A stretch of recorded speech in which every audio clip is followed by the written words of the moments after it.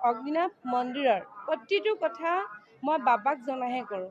আৰু মই যিখিনি সিদ্ধান্ত লওঁ বা কিবা কৰ্ম এটা কৰোঁ, সেই প্ৰতিটো কাম তাৰমানে মই বাবাক জনাহে কৰোঁ। এইটো মোৰ ফালৰ পৰা তাৰমানে বাবাই কৰোৱাই কিছুমান কাম মই জানো। এইটো কিবা এটা মই পজিটিভ বুলিয়ে ভাবোঁ। তাৰমানে কিবা এটা কাৰণত বাবাই কৰাইছে।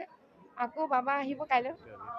আচলতে মই অলপ আগত লাইভতো কৈছোঁ যে আৰু আগত যোৱাবাৰ যেতিয়া বিতৰ্ক হৈছিলে, মই সেই সময়তো কৈছিলোঁ, যেতিয়া কৈছিলে চবে যে অগ্নিনাভ মন্দিৰ বন্ধ কৰিব লাগে, কিবা কিবি বহুত কৈছিলে, তেতিয়া মই এষাৰে কথা কৈছিলোঁ যে কোনো ভক্তও যদি নাহে, বাবাক মই পূজা কৰিমেই।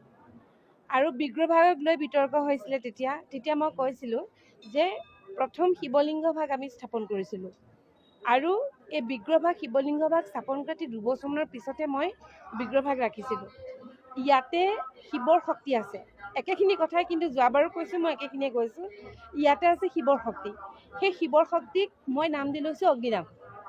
গতিকে আমি অগ্নিনাভ নামেৰে শিৱৰ শক্তিক আমি পূজা কৰোঁ। কথাটো হ'ল সেইটো।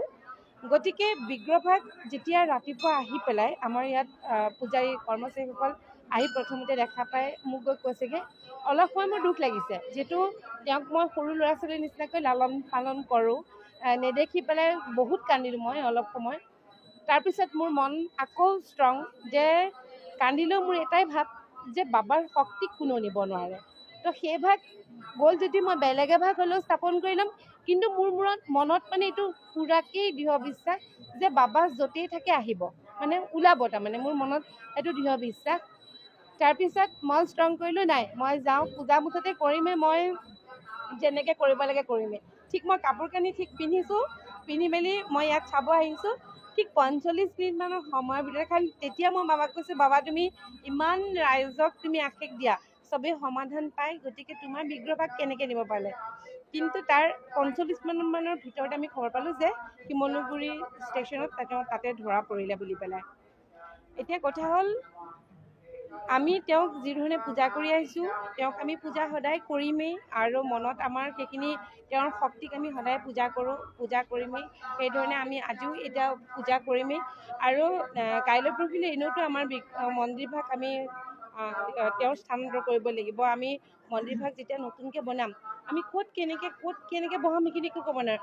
প্ৰত্যেকটো কথা অগ্নিনাভ মন্দিৰৰ প্ৰতিটো কথা মই বাবাক জনাহে কৰোঁ। আৰু মই যিখিনি সিদ্ধান্ত লওঁ বা কিবা কৰ্ম এটা কৰোঁ, সেই প্ৰতিটো কাম তাৰমানে মই বাবাক জনাহে কৰোঁ। আৰু যিবোৰ সিদ্ধান্ত বা যিখিনি হয়, সেইখিনি মই বাবাই কৰাইছে বুলি ভাবোঁ। কিন্তু এই যে আজি হেৰালে বা নিলে, এইটো মই কিবা এটা বাবাৰে কিবা এটা বুলি মই ভাবিছোঁ। তাৰমানে এইটো মই নিগেটিভ নাই ভাবা, কিন্তু একদম অন্তৰৰ পৰা মই এই স্থানতকৈ বাবালৈ চাই কৈছোঁ, এইটো মই কিন্তু নিগেটিভ নাই ভাবা। এইটো মোৰ ফালৰ পৰা তাৰমানে বাবাই কৰোৱাই কিছুমান কাম মই জানো। এইটো কিবা এটা মই পজিটিভ বুলিয়ে ভাবোঁ। তাৰমানে কিবা এটা কাৰণত বাবাই কৰাইছে।